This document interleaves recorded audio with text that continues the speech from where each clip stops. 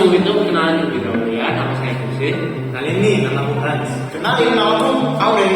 Kenalin nama aku Lavania. Jadi tema podcast kami kali ini itu tentang generasi muda Indonesia menjadi benteng nasionalisme. Nah, nasionalisme sendiri memiliki artian suatu sikap mental atau tingkah laku yang dilakukan oleh suatu individu atau kelompok yang menyatakan loyalitas tinggi atau mengabdi kepada suatu negara. Nah, pada zaman globalisasi dan westernizasi sekarang ini pasti banyak budaya-budaya dan lifestyle yang menyebar, apalagi dengan bantuan iptek gitu. Nah, budaya-budaya itu menyebar masuk ke dalam negara kita hingga mempengaruhi sikap nasionalisme para generasi muda. Itu ada hal negatifnya juga loh. Hal negatifnya ini seperti pergaulan bebas, narkoba, seks bebas. Itu juga dapat mempengaruhi cara para generasi muda ini menyikapi globalisasi. Nah, cara menyikapi globalisasi itu sendiri pasti dipengaruhi oleh beberapa faktor, di antara lain kondisi mental kita, nilai moral, dan tujuan yang ingin kita dapatkan dari globalisasi itu sendiri. Oleh karena itu, pada podcast kami kali ini, kami akan berbincang dan berngobrol tentang topik ini dengan salah satu narasumber yang pada umumnya dikenal Sebagai orang yang memiliki kontrol diri ya. ya. Jadi saksikan ya. Terima kasih. Terima kasih.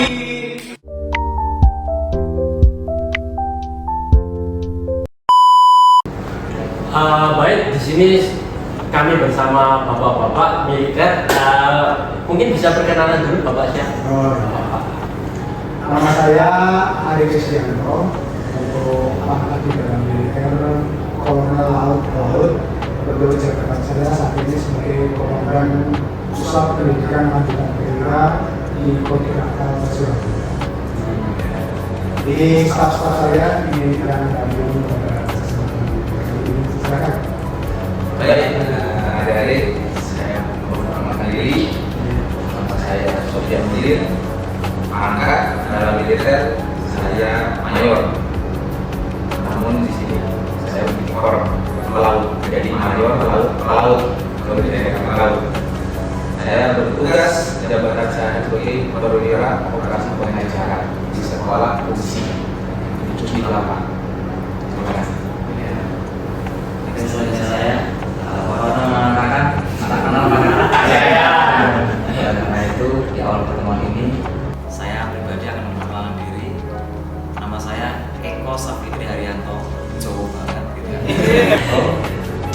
Pangkat saya Daud Pelaut dan saya bertugas di sekolah fungsi sebagai bawah TNI di Kota Kelapa.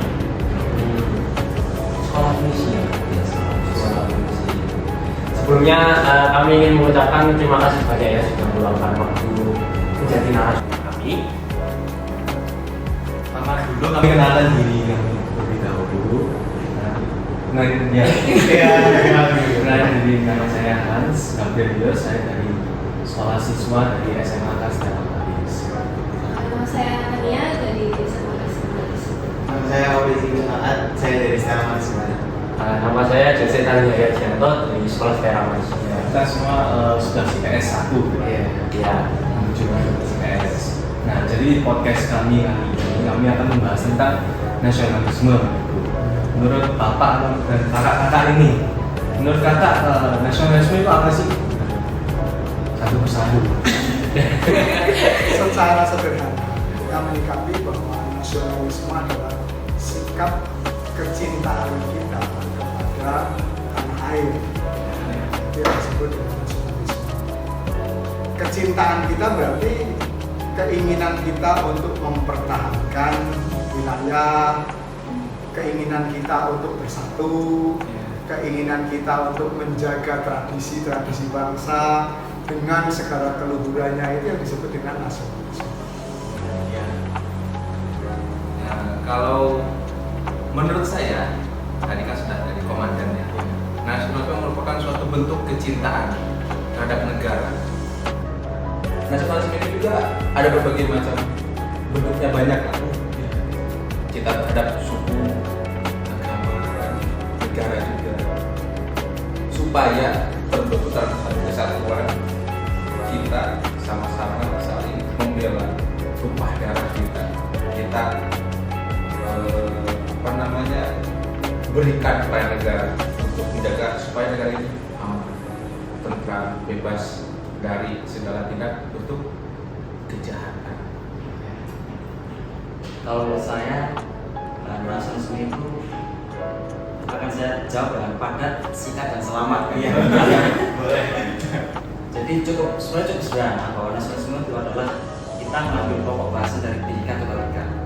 Berbeda-beda tapi kita tetap sama juga seperti itu.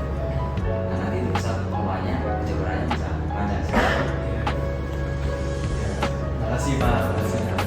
Nah, jadi gini, pada zaman sekarang ini kan ada yang namanya globalisasi. Nah, itu kan golongan muda ini, masuk kami dan masyarakat mungkin yang nonton gitu, itu kan terkena dampak dari globalisasi, apalagi perkembangan iptek gitu, dengan perkembangan iptek. Ya. Ini nggak apa-apa. Ya, Ulangi lagi. Oh, iya.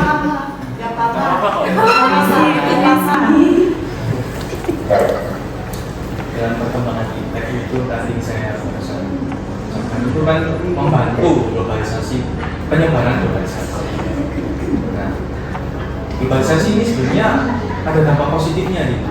Untuk kita kan mungkin dapat produk dari luar negeri itu, kita mengikannya dari pengaruh gitu. Ya, kan itu kan menjadi pengaruh bagi negara kita untuk berkembang. Itu dampak positif. Tapi kan seiringnya globalisasinya, generasi muda itu cenderung tidak bisa menyikapi globalisasi itu sendiri. Seharusnya globalisasi yang ditujukan untuk penggunaan yang baik seperti informasi lebih mudah dicapai, dan produk-produk juga lebih banyak dicapai. Tapi generasi mudanya malah menggunakan, mereka menyikapi hal itu untuk hal-hal negatif. Seperti ya contoh lah, pergaulan bebas mungkin ya, terus seks bebas, narkoba, konten pornografi, hal-hal negatif itu. Kami di sini ingin bertanya kepada bapaknya, sebagai orang yang bisa mempunyai kontrol diri yang lebih tinggi gitu loh Pak. Bagaimana cara kita agar dapat menyikapi globalisasi itu dan tetap menahankan nilai-nilai nasionalisme kita seiringnya ada globalisasi dan westernizasi. Jadi podcast kami kali ini akan membahas tentang itu. Tapi sebelum ke materi lebih dalam, mau tanya satu-satu nih, latar belakang kenapa sih kok bisa join militer, bisa masuk dalam anggota Tentara Nasional Indonesia itu?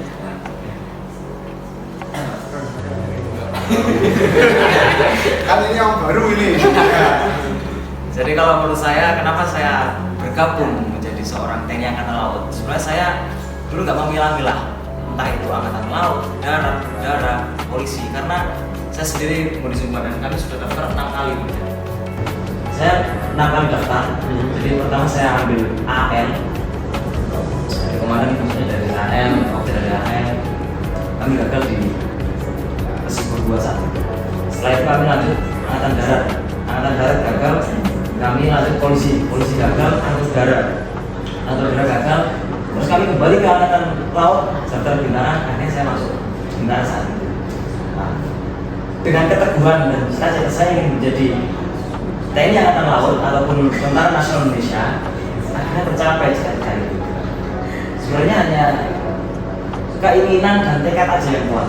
Cinta tanah air, Bhinneka Tunggal Ika. Kalau saya ini berasal dari sebuah desa. Kalaupun di peta, di Google Map pun tidak ada. Dari kampung, dari pegunungan. Daerah Bandung Selatan, namanya Majalaya. Nah, mungkin kalau ada adik ke sana dari Surabaya naik pesawat, tidak usah menggunakan pakaian bagus. Karena dari bandara sampai ke rumah saya itu hanya naik delman, nggak ada angkutan lain, hanya naik delman. Makanya kalau mau ke rumah saya, udahlah itu paling kampung, paling desa. Sampai sekarang pun air pun tidak ada. Kita masih menggunakan sumber air dari mata air pegunungan. Nggak ada mata air, mau dibor sampai berapa pun nggak ada. Saya dari kampung. Saya dulu hanya melihat tetangga saya, tentara pulang dari Irian, gagah melihatnya, gagah. Dari situ saya mulai melihat gagah sekali bapak tentara ini. Saya ingin seperti bapak tentara ini. Pada saat itu saya tidak tahu kemana jalurnya ingin dia tentara ini. Nah, begitu itu dari SMP saya melihat. Begitu SMA, saya melihat di televisi di TVRI itu ada iklan. Ayo mengajak pemuda-pemuda Indonesia untuk masuk tentara. Ada yang main halang rintang, tahu halang rintang ya? Tahu. Nah itu saya lebih tergugah. Oke, saya ke Kodam. Daftar di Kodam, dibentak sama yang jaga, masih pakai seragam. Kamu mau kemana? Saya takut, saya mundur lagi. Saya mau daftar tentara Pak. Jangan lewat sini, ini buat jalur mobil. Lewat belakang penjagaan, lewat jalur jalan kaki. Hanya saya lewat penjagaan situ. Tapi saya takut, tidak jadi. Ada satu teman saya, udah kita daftar aja di Angkatan Laut. Apakah di Bandung ada Angkatan Laut? Kan tidak ada laut. Ikut saya ke sana. Yang penting jadi tentara gitu kan. Itu di Angkatan Laut. Nah situ, alhamdulillah saya masuk. Teman saya yang ngajak tidak masuk, pulang kampung. Nah di situ sampailah saya di Angkatan Laut, daftar pendidikan, masuk. Nah di situ jiwa saya lebih nasional lagi. Saya akan membela mempertahankan NKRI melalui TNI Angkatan Laut sampai sekarang. Kuliah. Iya. Belum kalau sama Pak ya. Kalau saya, kalau saya sederhana saja, itu panggilan hati saja. Jadi kita setelah SMA seperti adik-adik itu kan biasanya membutuhkan tapi di situ ada rasa panggilan saya ingin mengabdi sebagai orang. Dengan segala konsekuensinya. Karena dulu saya juga punya banyak pilihan, tapi akhirnya saya merasakan saya mengikuti kata hati saja saat ini. Nah ini penting karena sebetulnya dengan mengikuti kata hati seperti yang tadi disampaikan kata-kata kalian itu, semuanya sebetulnya mengikuti kata hati, sehingga saat ditempa menjadi tentara itu akan kuat. Jadi dari tentara nggak boleh paksaan atau siapapun nggak boleh, karena memang sudah ada rasa di hati ini suka, ya alasannya macam-macam alasannya, tetapi pada prinsipnya sudah sesuai kata hati, maka kita masuk sehingga kita bisa berkarir dengan baik, bisa bekerja dengan baik, dan itu merupakan bentuk dari sifat-sifat atau jiwa nasionalisme untuk mengabdi kepada negara. Ya. Oke, pertanyaan kedua ini. Pertanyaan kedua, kita ini pasti karena pernah menjabat itu pasti udah lama semua kan. Nah, selama menjabat pernah nggak sih ikut serta dalam pertahanan nasionalisme seperti kayak kalau aku pernah dengar sih menjaga perbatasan gitu kan di laut, kalau enggak di Papua sana itu kan ada organisasi yang kayak gitu kan. Itu pernah nggak sih anak-anak apa gitu sini bisa diceritakan? Ya mungkin diantara bertiga ini pengalaman saya yang paling banyak karena kebetulan saya lebih tua daripada mereka. Ya kita sebetulnya melaksanakan kegiatan itu sesuai dengan perintah dari pimpinan. Nah tugas kita salah satunya menjaga perbatasan, menjaga keamanan wilayah itu ya kita. Seperti saya sebelum di sini sebagai asop gugus tempur laut. Itu sama bapakmu ya kalau nggak salah ya. Bapak dulu kita berlayar ke perbatasan untuk menjaga perbatasan ke pulau-pulau terluar untuk melihat situasi pulau terluar seperti apa, seperti itu tugas-tugas kita. Jadi mungkin yang kata-kata yang lain punya pengalaman masing-masing. Kalau pengalaman saya selama di Angkatan Laut, terutama di KRI ya, kapal perangnya, saya sering tugas di perbatasan, terutama wilayah lautnya. Kalau wilayah daratnya saya tidak tahu. Sampai ke area Sebati, perbatasan Malaysia. Nah, di situ banyak yang harus kita jaga, terutama di perbatasan itu. Yang pertama, kadang juga kita sering bertemu dan patroli bareng dengan negara Malaysia. Tapi dan kapal perang negara Malaysia di wilayah Malaysia, kita pun di wilayah Indonesia. Jadi kita patroli bareng, saling menjaga perbatasan. Karena bukan hanya kita dengan negara tetangga, tapi di situ juga ada perompak juga. Di situ ada perompak juga yang memanfaatkan. Nah, kita sama-sama saling menghalau. Jangan sampai negara kita, baik sumber daya alamnya maupun juga sumber daya kita manusia, seperti para nelayan kita yang sedang mencari ikan di situ, terganggu ataupun juga malah oleh perompak ini malah dirompak. Karena itu kita menjaga juga ya sumber daya alam kita jaga, sumber daya manusia juga kita jaga. Termasuk kita juga sering ke pulau-pulau terpencil untuk edukasi. Kita memperkenalkan bahwa ini loh angkatan laut, seperti ini loh kehadiran di laut, untuk mengamankan, untuk memberikan edukasi entah pengetahuan umum. Namun kan terkadang di negara di kita perbatasan pulau-pulau luar itu kadang pendidikan di sana kurang. Jadi kita turun langsung membantu juga untuk pendidikan warga-warga yang ada di pulau-pulau terluar sana. Itu ya pengalaman saya paling sangat berharga lah di Angkatan Laut ini.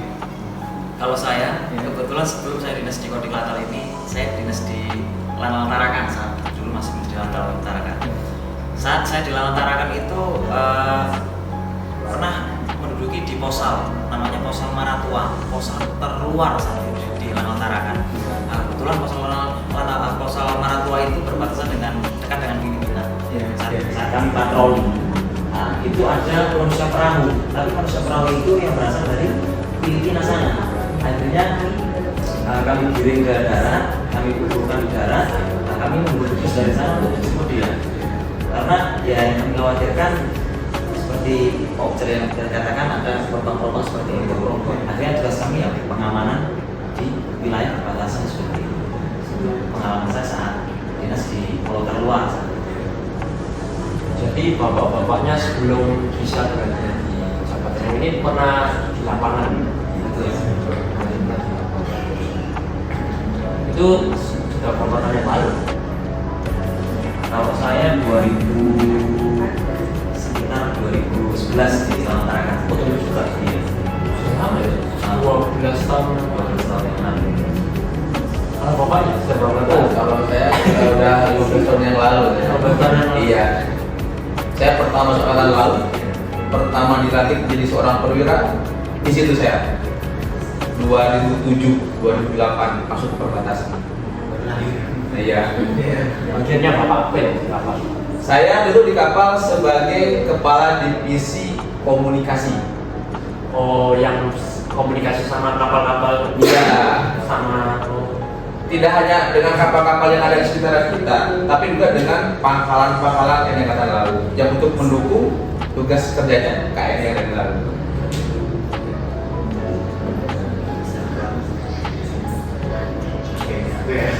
Mungkin pasti penonton-penonton di rumah ini juga penasaran nih dengan cerita kakak ini, kan pasti bagus banget, seru banget pengalaman banget, berkesan banget.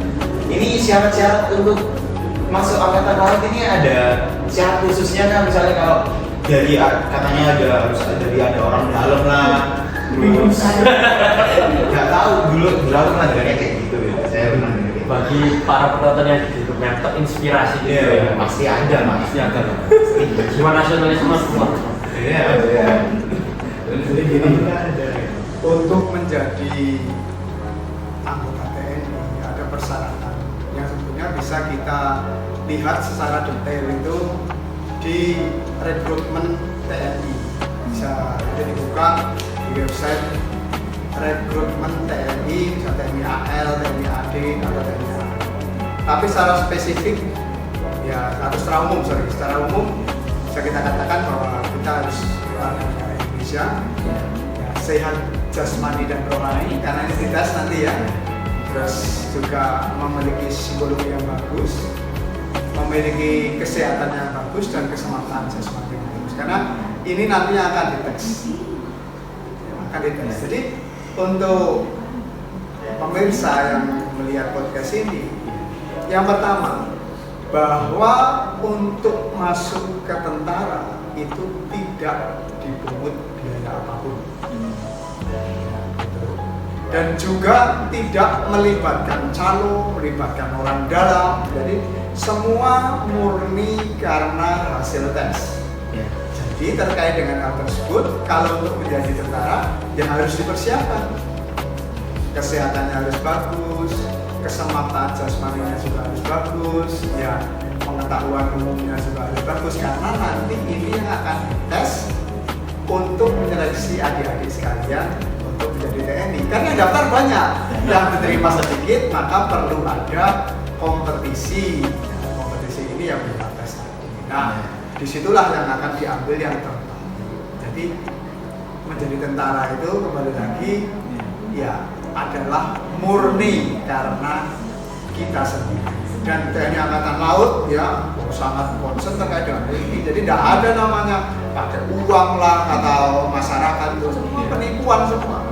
Dan banyak sekali sudah kejadian-kejadian bisa ditangkap, bisa nanti kalau ketahuan pakai uang bisa dipecat pada saat sudah ada penyidikan. Saran saya siapkan saja kemauan yang kuat, siapkan saja tesnya seperti apa, perbaiki dirimu, berjuang. Sama seperti kakak-kakak ini berjuang dari gunung sana, ya sudah semangat tinggi, dia berjuang sampai 6 kali tanpa putus asa. Nah ini yang diharapkan oleh Angkatan Laut. Ya semangat yang kuat ini, kemauan untuk tes supaya punya hasil yang baik. Jadi itu ya Dik ya. Ya, terima kasih Pak. Kira-kira durasinya berapa lama? Pelatihan. Kalau masalah pelatihan ya silahkan diatur sendiri. Ya artinya setiap manusia berbeda-beda. Misalnya contohnya Semapta itu harus adik-adik bisa berlari minimal 2.400 meter. Itu kalau di lapangan bola ya paling tidak 6 keliling. Nah sekarang bagaimana? Apakah adik-adik sudah bisa mencapai itu? Kalau belum ya latihan terus sampai bisa minimal itu. Nah kalau ingin bisa menang dalam kompetisi kan nggak hanya 6 dong, bisa 6,5. Kalau kurang 7, kalau kurang 7,5 atau 8, nah itu kan harus seperti itu. Jadi seperti itu. Kalau misalnya tes kesehatan, ya sebelum tes kalau perlu tes dulu. Gigi saya bagaimana? Ada yang rusak apa tidak? Kalau rusak segera perbaiki. Tes darah, bagaimana tes darah saya? Apakah sudah bagus atau belum? Kalau belum perbaiki. Nah itu ada yang namanya masa persiapan. Dan itu kembalikan kepada masing-masing. Kalau ada juga yang percaya diri, kalau mungkin dulu dia di gunung ya nggak mikir masalah kesehatan kan, tapi karena makannya di sana terjaga, dia naik turun olahraga terjaga, otomatis ya tidak perlu persiapan yang cukup panjang, dia bisa langsung masuk walaupun dia berasal dari daerah gunung, jadi tidak usah takut. Ya, yang penting ada kemauan yang kuat, pelatihan yang bagus, takut. Ya, saya penasaran Pak, kalau misalnya kan ada namanya kalau nggak salah Kopaska ya. Ya. Nah, kalau itu beda nggak pelatihan atau rekrutmennya beda? Jadi gini, kalau seperti Kopaska itu adalah pasukan khusus. Jadi setelah kita menjadi tentara, itu di situ akan ada pendidikan khusus. Misalnya kalau ada di Angkatan Laut ya, ingin jadi pasukan khusus, ya, makanya jadi bisa jadi Kopaska. Itu nanti akan dites ulang lagi, karena akan dicari pasukan khusus ya. Kalau ada yang ingin jadi penerbang, bisa penerbang, dites khusus lagi.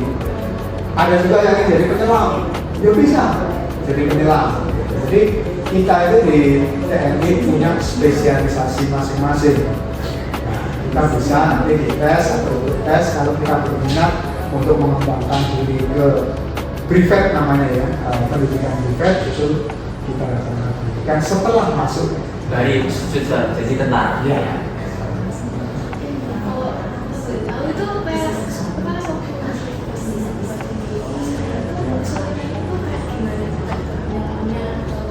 Nah, kalau untuk kedinasan khusus, ini kan kita sebut sekolah kedinasan khusus ya. Berarti dia harus punya spesialisasi tertentu yang khusus. Contohnya Kopaska, ya, dia harus memiliki kemampuan berenang yang lebih daripada yang lainnya, atau seperti itu, mentalitas yang lebih baik daripada yang lainnya, karena dia punya skop khusus masing-masing sesuai dengan ini yang diperuntukkan untuk mereka. Misalnya penerbang tingginya harus sekian gitu, itu harus ada. Jadi itu ada persyaratan khusus lanjutan. Nah, pengalaman kakak-kakak selama bergabung dalam anggota militer ini membantu. Itu memang banyak kesulitan. Dan itu dapat membantu kakak-kakak dalam menyikapi masalah dalam kehidupan kakak sehari-hari. Kalau memang membantu, boleh nggak di-share ke kami dan mungkin para penonton yang untuk membantu mereka menyikapi masalah dalam kehidupan mereka sehari-hari. Maksudnya seperti pasti kalau kita sebelum masuk TNI sama TNI, mindset pola pikirnya kita kan pasti beda. Seperti lebih terlatih, lebih disiplin lah gitu. Apakah memang pasti ada upaya mungkin bisa.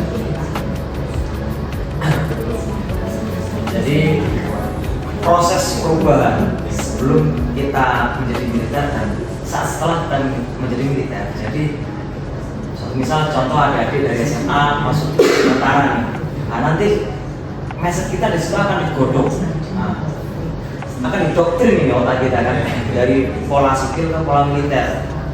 Contoh, saat pelatih bilang hitungan 5 sudah berada di lapangan, mau nggak mau kita harus lari, ya kan?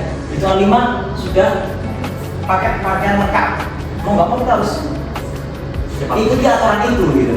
Nah, hal contoh seperti itu yang membuat kita bisa menjadi disiplin, bisa kita terapkan pada anak-anak kita. Ya, hitungan 5 sudah pakai baju. Itu harus kebiasaan ini, tapi bisa membuat disiplin seperti itu. Ya. Kalau ada yang mungkin pernah dengar ya, kawah caci muka. Nah, itu kan penggodokan lah. Dari sipil kita yang tidak mengerti militer, dari sipil yang kita mungkin mau sekolah bangunnya harus jam 6, nanti aja masih jam 7 kok, maksudnya jam 7 baru bangun ya. Nah, begitu sampai di militer, begitu di kawah caci muka itu, dari mulai ada bangun tidur sampai tidur lagi itu sudah diatur. Bangun pagi jam 4 sudah jam 4. Setelah bangun pagi, olahraga pagi pun ada waktunya 30 menit. Ya sudah, jam 4 sampai 4.30 sudah selesai olahraga pagi. 4.30 sampai jam 5 pembersihan diri, mandi. Ya udah, makan pun diatur. Makan itu paling lama 30 menit. Lebih dari itu sudah tinggalkan. Nah, untuk disiplin itu untuk pendukung nanti pada saat penugasan. Saat itu sudah jadi tentara, kita bertugas disiplin. Kapan kita harus maju, kapan kita harus menyerang, kapan kita harus bertahan, kapan kita harus berpencar kemana-kemana. Nanti ketemu jam berapa, dikasih waktu. Oh kita sekarang kita ke kiri, jam berapa ketemunya? Ya 30 menit kita ketemu di tengah-tengah, harus sudah ketemu. Tidak boleh dari yang lain-lain lagi. Itu kedisiplinan. Jadi disiplin di militer itu sangat tinggi, sangat penting, baik untuk keselamatan diri dan keselamatan organisasi, apalagi bawa pasukan harus benar-benar disiplin. Jadi dari sipil ke militer itu satu aja, disiplin. Jadi dari pelatihan kedisiplinannya itu keterjemahan ke aspek-aspek bidang yang lain juga ya. Betul. Berarti memang berpengaruh ya. Berpengaruh memang, sangat berpengaruh. Mungkin dari orang yang misalnya telat bangun, cepat bangun. Nah itu, ini berarti Kalau nggak salah makannya itu kayak juga dihitung gitu. dihitung betul. Karena kenapa? Kalau militer kita kan pertahanan negara, ya. Beda kita dengan polisi ya. Polisi kan sipil ya. Kita kan pertahanan negara. Kalau kita dari pola makan, kita dari pola kehidupan seperti bangun tidur saja, kita masih istilahnya LLA. males-malesan. Bagaimana saat nanti terjadi perang? Iya. Iya kan? Begitu terdadak ada bunyi serangan, ada bunyi bom. Dah ada bom, kita begitu bangun, harusnya kita bawa senjata, ini bawa bantal. Kita bawa buli, ya kan? Ya, nah itu tidak disiplin. Harusnya pakai sepatu, kita bawa sandal jepit, ya kan? Nah itu Sudah menjadi lifestyle. ya, sudah jadi lifestyle. Jadi begitu kita terbiasa disiplin, akan terbawa kehidupan sehari-hari, akan terbawa. Kita pun begitu kalau di sini ya, kita kan kerja apel pagi jam 7 pagi. Apel siapnya jam 15.00. Kita lepas seragam di rumah nih. Di rumah pun, kalau saya pribadi ya, begitu saya lepas seragam selesai apel siang itu di rumah, saya terjadwal juga. Nyampe ke rumah jam berapa? Jam 16. Langsung nyampe rumah. Jam 16 nyampe rumah, sapu-sapu rumah. Jam 16.30 saya nyampe ya. Jadi terbiasa. Jadi terjadwal. Nanti begitu tidur jam berapa? Tidur jam 22.00 sudah tidur saya. Nanti bangun lagi jam 4.00 saya nyapu lagi sebelum berangkat kerja. Setiap hari sudah terbiasa seperti itu kehidupan saya. Jadi saya tidak pakai pembantu. Meskipun di rumah ada anak kecil, tetap saya kerjakan sendiri. Disiplin. Memang kelihatan bener di sini. Badannya bagus-bagus. Kelihatan fit gitu.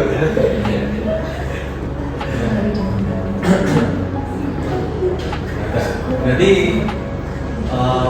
yang tadi kita pernah sebutin, kita pernah mengatasi itu kerjasama dengan negara lain untuk mengatasi perompak-perompak. Itu kan termasuk kerjasama militer juga. Nah, karena ini pernah ikut pelatihan militer dengan negara lain. Pelatihan gabungan gitu, gabungan. Oh, gabungan. Ya. Kalau pengalaman saya di Angkatan Laut, kalau untuk pelatihan saya ke negara lain belum pernah. Namun kerjasama untuk mengamankan area laut perbatasan itu sering dilaksanakan oleh Angkatan Laut. Ini kayak tadi itu ya. Ya, seperti Indonesia dengan Malaysia mengamankan wilayah perbatasan, terus Indonesia dengan Filipina, dengan Australia. Yang ada perbatasan wilayah lautnya itu pasti akan ada kerjasama setiap tahun berlanjut terus. Karena untuk mengamankan. Kalau boleh tahu, ada nggak banyak peristiwa di mana perompak itu In action gitu, kejadian nyata gitu, dimana Kalau untuk kejadian nyata, saya pernah bekerja sama dalam latihan bersama ya, latihan bersama dengan Malaysia. Pada saat itu di Selat Malaka itu. Nah itu pernah kejadian begitu itu pukul 02:20 ada satu speed itu mau mendekat sudah menggunakan center di kapal. Dia pikir itu kan kapal perang. Begitu dia dekat tahu dia bener balik. Nah itu udah itu ini hari lah jam 02:20. Saya masih ingat itu sudah, tapi dia tidak mengeluarkan tembakan, cuman dia sudah mau mendekat, begitu dia dekat-dekat nyenterin kapal kita kan pakai center itu, dia mungkin tahu kapal perangnya dia putar balik, kabur dia, iya nggak jadi dia. Awal itu mungkin mau merompak mungkin itu, karena tahu kapal perang akhirnya kabur lagi dia. Itu aja sih di pengalaman ketemu itu.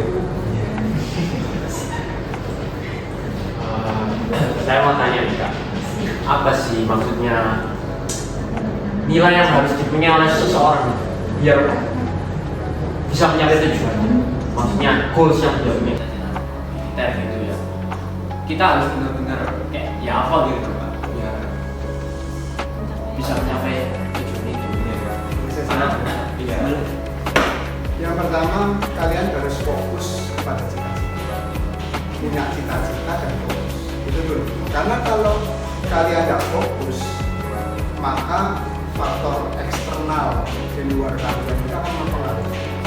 Contoh ini, kalian nggak punya cita-cita dari tentara. Kalau nggak fokus, ketemu teman bisa berubah. Nah, sementara fokus itu kalau di dalam diri seseorang akan memicu semacam inner power di dalam diri untuk mencapai itu. Jadi harus punya reason, harus punya alasan. Jadi manusia itu pada prinsipnya dia harus punya alasan. Misalnya, saya harus bekerja keras karena saya mencintai ibu saya. Maka dia akan punya reason untuk bisa bekerja keras. Ya sama, seperti adik-adik juga harus punya reason. Oh, saya harus punya cita-cita ini. Kenapa kamu harus punya cita-cita ini? Nah, kalau itu sudah punya, passionnya jelas, maka berfokuslah untuk mencapai tujuan.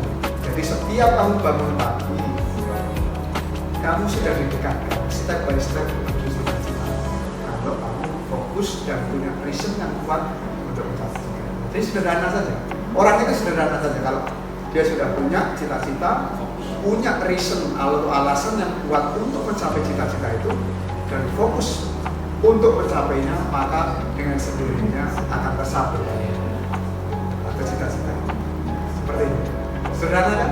Gitu. Tapi Tidak mudah. kalau benar-benar mau kemauan greget banget. Ya, memang harus greget. Memang harus greget. Karena manusia itu sebetulnya memiliki tingkat greget itu. Kan kita sudah tahu. Ya, di dalam semua agama mengatakan manusia itu manusia makhluk mulia. Nah, kenapa kamu nggak mau mulia? Kan pertanyaannya gitu sebenarnya. Nah, semua arahkan kepada kemuliaan. Arahkan kepada kemuliaan, tingkah laku kepada kemuliaan. Kamu punya cita-cita yang setinggi langit kan? Soekarno pernah bilang, gantungan cita-citamu setinggi langit. Ya. Supaya nanti kalau gagal kamu jatuhnya tetap di antara bintang-bintang. Nah, itu kan maknanya gini. Nah, kalau cuma cita-cita saya sesuatu yang ya ecek-ecek gitu, apa itu sesuai dengan kemuliaan kita kan? Jadi gantungkan cita-cita setinggi langit. Nah, ada alasan kau fokus untuk mencapai ini. Kalaupun tidak mencapai cita-cita itu mungkin karena terlalu tinggi, ya paling tidak kamu akan jatuh di antara bintang. Saya cita-citamu presiden, kelihatannya mustahil. Ya siapa tahu? Kalaupun kamu tidak mencapai presiden, ya paling tidak mungkin kamu jadi gubernur karena arahnya sudah mengarah ke politik. Kan gitu. Misalnya kamu cita-cita jadi tentara masuk ke akademi seperti Pak Eko ini. Ya, ternyata gagal. Ya. Tapi kan sudah cita-cita tinggi, dia masuk ke bintara. Tapi dia tidak melepaskan cita-cita itu untuk mencapai ke jenjang perwira. Pada saat dia menjadi bintara, itu dia bekerja keras, ya baik sekolah, ya akhirnya jadi perwira juga, tercapai. Ya, nah itu loh. Ya itu seperti harus ada fokus, reason yang kuat, kemauan. Karena kalau manusia nggak punya reason, itu nggak punya alasan kenapa dirinya harus berbuat itu, ya biasanya tidak. Jawabannya Bapak ini mengarah ke pertanyaan itu saja, lebih ke arah pertanyaan personal gitu. Menurutnya Bapak ya, manusia itu sebenarnya hidup itu untuk nyari apa? Ada yang ngomong kebahagiaan, ada yang ngomong ya mencari makna lah. Apa manusia di sini untuk struggle, untuk belajar? Menurut Bapak? Kalau saya secara sederhana, manusia diciptakan oleh Tuhan untuk menjadi wakil Tuhan di sini. Wakil Tuhan di dunia, sederhana saja. Nah, kalau sudah menjadi wakil Tuhan, maka sesuatu yang mau itu kan laksanakan. Kan gitu. Apapun itu, misalnya saya jadi tentara seperti sekarang. Jadi tentara, Tuhan itu maha pengasih. Ya saya harus bisa mengasihi dong, bisa mengasihi rakyat sesuai dengan yang tentara, kan gitu. Ya, saya mengasihi anak saya, mengasihi istri saya, kan itu. Ya, di situ juga Tuhan maha kuasa. Ya, kekuasaan Tuhan menjadi kekuasaan saya, ya saya mencapai karir yang tinggi. Karena dengan seperti itu saya bisa berbuat lebih. Misalnya Pak Eko, pangkatnya letnan, skop tugasnya sekian. Ya, efek yang ditimbulkan juga sekian. Pak Sofyan lebih besar lagi, karena pangkatnya lebih tinggi lagi. Ya, tanggung jawabnya lebih besar, tapi nilai manfaatnya juga harusnya lebih besar. Saya seperti saya seorang kolonel, ya juga tanggung jawabnya lebih besar, tetapi dia lebih besar lagi. Nah, itu adalah pencapaian manusia. Tujuan manusia secara sederhana. Sebagai perwakilan Tuhan, makanya tugasnya juga sebagai perwakilan Tuhan. Ya kalau manusia nggak baik, terus dia mau wakili siapa? Jadi pada prinsipnya manusia harus berbuat baik di sini. Kenapa? Karena dia wakilnya Tuhan. Nah, Tuhan sendiri itu adalah puncak dari kebahagiaan. Makanya yang dicari manusia ya bahagia. Nah, bahagia kan macam-macam. Ya, duduk di sini jadi jabatan ini ya harus bahagia. Bahagia itu membahagiakan diri sendiri, membahagiakan orang lain, membahagiakan alam semesta ini.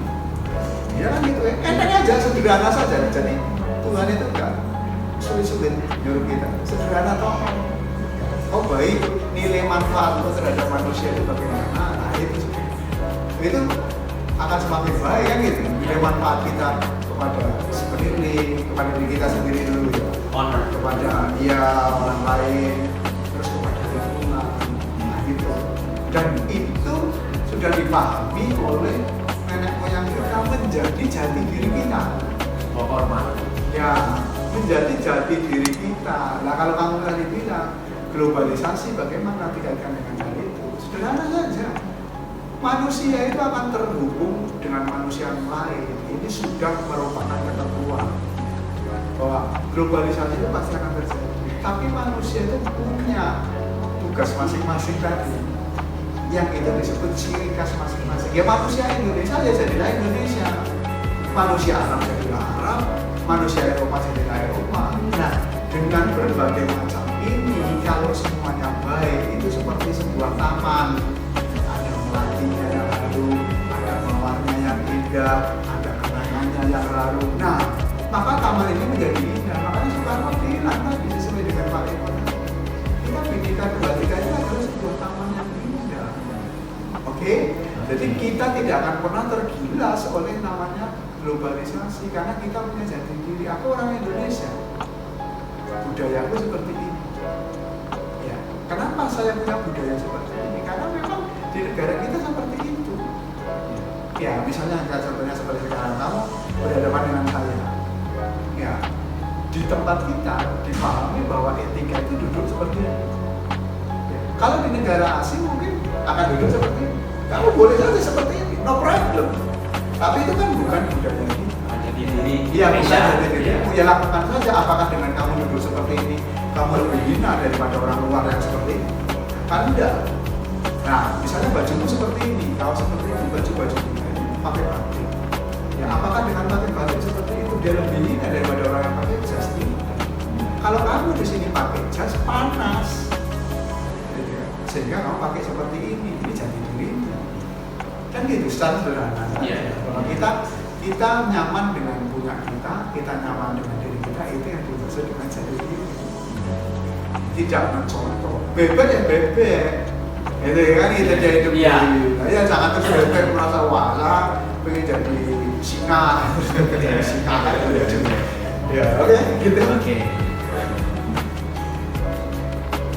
Apalagi, ayo.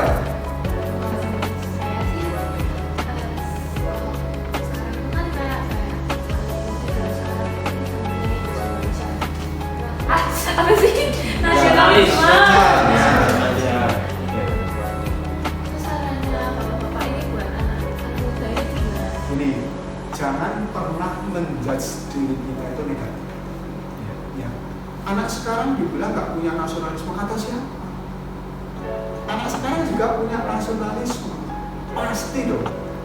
Ya, kalau adik-adik kan pasti juga cinta dengan negara ini kan. Mau kamu makan dari tempat ini, ya minum dari tempat ini, masa kamu nggak? Nah, jadi jangan terkooptasi ungkapan-ungkapan yang selama ini ada di media. Jangan-jangan itu untuk melemahkan kalian. Loh, kita ada nasionalisme itu tetap ada. Terbukti kita pada saat ada bendera merah putih juga kita juga taat kepada aturan negara ini, taat kepada etika ini, dan itu bentuk nasionalisme. Jadi jangan dikaitkan bahwa nasionalisme itu kayak tentara gitu. Iya, enggak. Kalian sekolah masih pelajarannya Indonesia, masih ngerti tentang sejarah Indonesia, itu salah satu jiwa nasionalisme. Masalah ini agak luntur, nah itu ya, ini agak luntur, itu penguatan itu kan harus dari diri sendiri, iya, dari lingkungan juga iya. Nah ini harus sinergitas antara diri sendiri. Nah contohnya gini, kamu sebagai pelajar, ini jiwa nasionalisme ini. Tapi ternyata pihak sekolah ngomong gini, oh penghormatan kepada bendera itu sama dengan penghormatan kepada berhala. Terus gimana? Astaga. Iya, karena itu terjadi nih, kan kita bisa melihat ada sekolah-sekolah seperti ini. Nah ini sikap kita bagaimana? Nah ini sesuai nggak dengan jiwa kita? Kalau enggak ya keluar saja dari sekolah itu. Iya. Mari kita rame-rame bahwa sekolah ini tidak benar. Kita tahu semua bahwa menghormat bendera itu bukan menghormat negara kan gitu. Iya. Ya, kita kan namanya orang ada Jawa, Sumatera ini kan harus disatukan. Iya. Nah, salah satu pengaturan itu dengan bendera. Kalau benderanya sama, kita merasa satu bangsa, ya kan otomatis kita juga akan saling ya, bisa bekerja sama. Nah, betul nggak? Sederhana saja, jangan dipikir sulit-sulit lah. Gitu kan, ingat ya adik-adik jangan selalu terprovokasi bahwa anak muda sekarang lebih buruk daripada yang anak muda dulu. Enggak, kamu tuh hidup dalam masamu. Di zaman saya dulu nggak ada internet, zaman sekarang sudah ada internet. Menyikapinya yang harus punya jadi tadi. Oh saya itu di sini perintahnya itu jadi wakilnya Tuhan. Ya paling tidak yang berbuat baik lah. Internet yang baik lah kalau sudah gitu. Masa kamu mau lihat konten porno kan? Ya, karena kita menganggap bahwa pernikahan, hubungan suami istri itu adalah sesuatu yang bersifat sakral. Karena di negara kita mengatakan gitu. Kan kamu nggak mau kayak ayam itu ya. Kita ketemu yang perempuan terus berbuat kan nggak gitu. Kan harus ada aturannya. Nah, kalau kamu ngikutin ini saja, maka kamu akan menjadi manusia beradab. Dengan sendirinya nasionalisme terbentuk, globalisasi yang terjadi distorsi yang kita sebut itu adalah tindakan setan. Nah, kita ini ngerti, kita sudah punya jati diri sendiri. Iya kan? Nah, itu jawaban saya. Oke. Lagi? Kurang lebih itu saja Pak sharing kita hari ini. Sebelumnya terima kasih kepada Bapak Ari, Bapak Sofian, dan Bapak Eko atas waktunya yang sudah diluangkan. Pastinya bermanfaat, pasti sangat bermanfaat ini bagi para penonton yang sudah menonton, dan terima kasih atas penonton yang sudah menonton.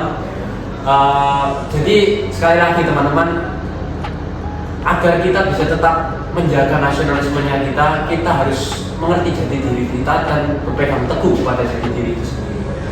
Kita harus mempunyai alasan kenapa kita berada di dunia ini, punya kemauan, dan juga kita harus sadar bahwa kita adalah wakil dari Tuhan. Terima kasih ya sekali lagi Pak. Terima kasih. Terima kasih ada sini. Wah ini pertanyaannya ngeri sekali ya. Iya, usia kalian itu sudah belajar tentang kehidupan ya. Generasi Z memang luar biasa. Generasi Z ya. Karena kita itu terkaget-kaget dengan pertanyaan.